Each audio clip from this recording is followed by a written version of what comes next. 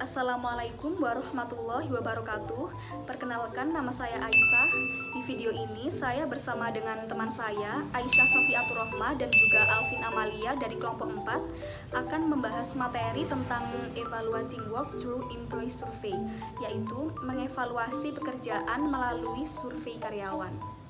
Survei karyawan didefinisikan sebagai jenis kuesioner survei untuk memperoleh pendapat dan ulasan serta mengevaluasi suasana hati dan moral karyawan, tingkat keterlibatan, dan juga memantau pencapaian karyawan.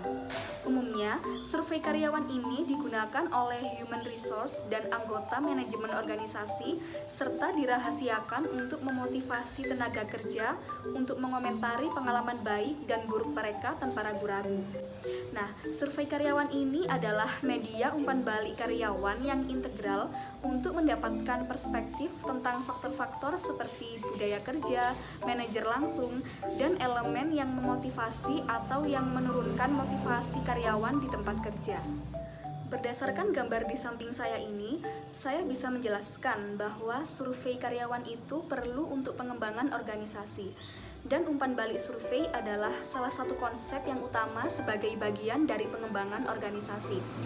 Melakukan survei dengan menanyakan hal-hal kepada orang-orang, apakah mereka puas dengan pekerjaannya, apakah mereka puas dengan cara kepemimpinan dan peraturan yang diterapkan, dan apakah mereka puas dengan supervisor langsungnya.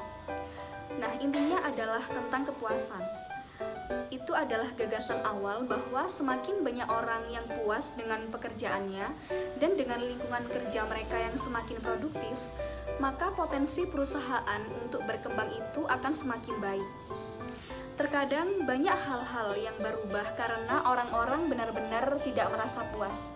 Tapi hal itu adalah ide fundamental bagaimana caranya untuk membuat mereka bahagia dengan melakukan kerja yang bagus. Jika perusahaan ingin mempunyai pelanggan yang puas, maka karyawannya juga harus puas dan senang terhadap pekerjaannya. Nah, kemudian gambar di samping saya ini adalah siklus dan ide dasar yang dapat dilakukan secara teratur untuk mendorong perusahaan agar berada di situasi yang lebih baik. Gambar tersebut adalah tujuan praktis yang menjadi fokus utama dalam pengembangan organisasi, yaitu survei karyawan. Jadi terdapat 3 fase utama dalam survei karyawan, yaitu tahapan sebelum survei, saat melakukan survei, dan setelah survei.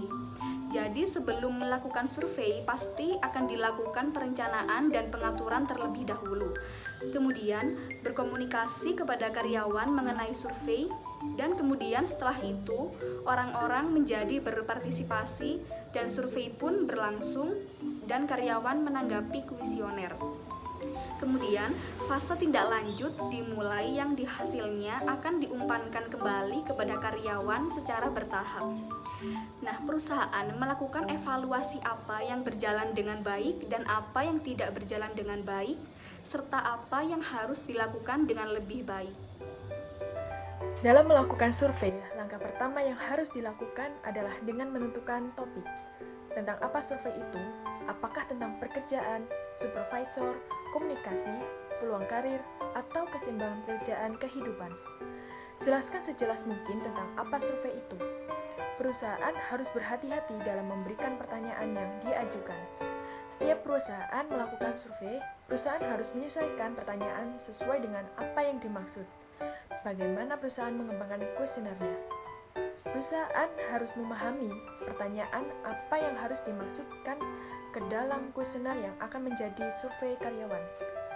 Perusahaan melakukan itu semua dan kemudian mendapatkan hasil untuk dianalisis dengan melakukan beberapa statistik sederhana. Masalah terbesar dalam survei adalah menafsirkan hasil.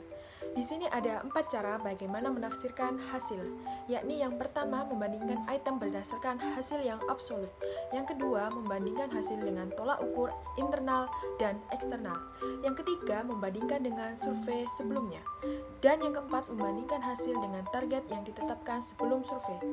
Perusahaan harus benar-benar hati-hati dalam hal itu. banyak perusahaan melakukan kesalahan.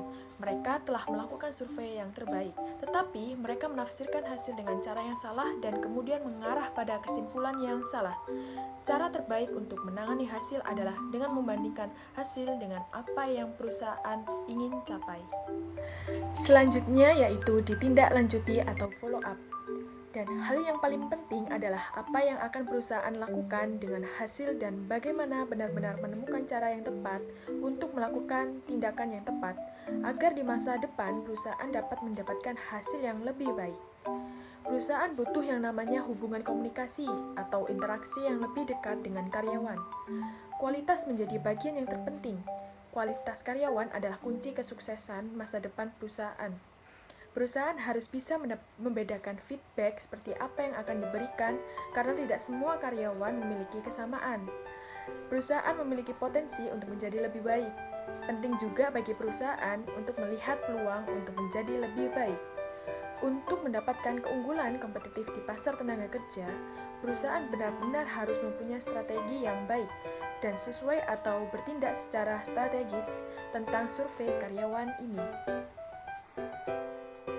Survei karyawan yang baik tentunya harus memenuhi kriteria-kriteria keberhasilan. Berikut adalah unsur keberhasilan survei karyawan.